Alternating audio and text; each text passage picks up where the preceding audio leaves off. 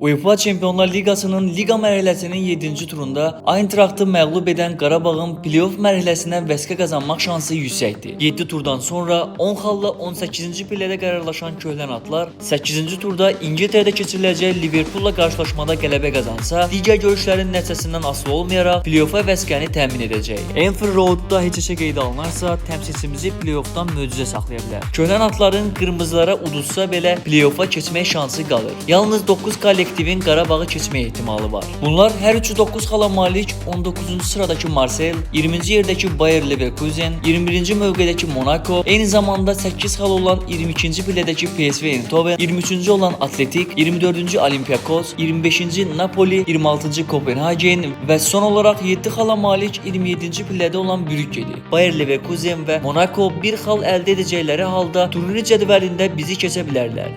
7 xal olan Brügge Marseille ilə qarşılaşır və bu maçda qeydə alınacaq istənilən nəticə bu iki komandadan birini rəqib siyahımızdan çıxarır. Qalır digər 7 komanda. Bunlardan istənilən ikisi turnir cədvəlində Qarabağı keçməsə, təmsilçimiz play-offa yüksəlir. Futbol Mits Data statistik platforması da Qarabağın 24-lüyə düşmək şansını 99,5% göstərir. Bundesliga təmsilçisi üzərində qələbə sayəsində Köhlən atların növbəti mərhələyə yüksəlmək şansı 63,40% artır. Qeyd edək ki, Liqa mərhələsində 8-ci turun maçları yanvarın 28-də keçiriləcək.